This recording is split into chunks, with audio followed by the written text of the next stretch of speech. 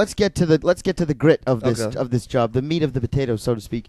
You are really like, you know, through your career now for the last couple of years, you've gone from, you know, you're in the club, you're outside of the club, you're at the doors, you're at the list, you're here, you're there. What's the how do you determine who's going to get into your club? How like when not people that you text to come? I'm saying like, I mean, it's pretty much the way that I like to run my stuff, and I think most people in this town right now do is pretty much, for me, it's guest list only. It's like if some people roll up and they're not on the guest list, then, you know, they weren't invited down by someone, they shouldn't be in there. It's reservations only with a lot of stuff I do, like for Green Door, which I do right now, which we keep very, very tight. We want it for our friends and family, and it's by reservation only. The only way to make a reservation is through one of the people that work there.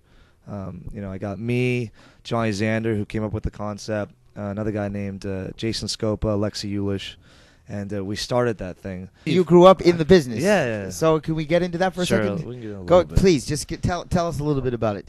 Well, my dad came out to L.A. when he was like, I think like 40 years old. It's a great story, by the way. And he grew up in Pennsylvania, a small coal mining town named Kochberg.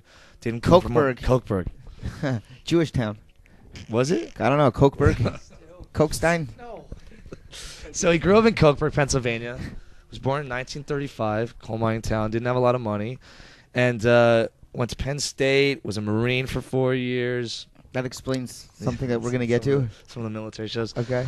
Came out to L.A., was going to do some movies. That's what he wanted to write. Had like 2 weeks amount of money to live. And he told his agent, he's like, I need to do a movie. Wait, he just decided one day, like, I'm going to write movies? He was in, worked for the local newspaper out there, and then he started directing commercials. And he was in Texas for a while. And then he decided, like, you know, what I really want to do is I'm a writer. I want to write movies. Came to L.A., told his agent I got 2 weeks amount of money to live. And he's like, I'm not going to get you a movie made in 2 weeks. He's like, you ever thought about writing television? My dad's like, okay.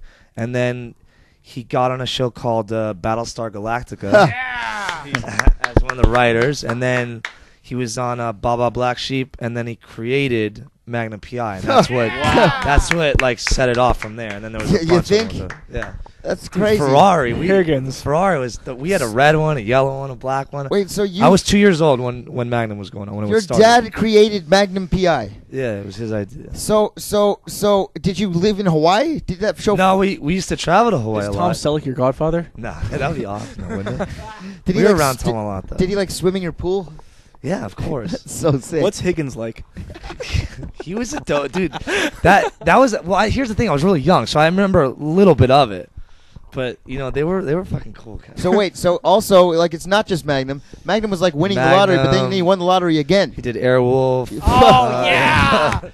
You know how many loved people Airwolf. still ask? They're like, that helicopter, does it really do that shit? Why doesn't that show come out on DVD already? It I mean, is I'm done- on it DVD. is? I It's gotta on get DVD that. now. Stealth mode. I used to love that Magnum's on DVD, Airwolf's on DVD, then he did Quantum Leap, That show's amazing. which was one of my favorites. I love USA, that. Scott baby. Bakula, one of the coolest guys ever. shit. Quantum Leap, one of the biggest Beanstalk shows in the Club. history of television. Dude, I love That show was a lot. I always felt sorry when he would fall into the role of a woman. Yeah, I was just about to say that. You know what the crazy thing about that show, I mean, is that they had to change it wasn't just like a stable set all the time because of the year change every week. Wardrobe, the set, everything was completely fucking different. That's true. Yeah, because he was always like traveling Always through leaping time. around. And then he turned into a blind man. Yeah. I don't know, but Remember the whole like JFK one they did? Yeah, dude, that was awesome. that was I was watched. a two-parter. Yeah.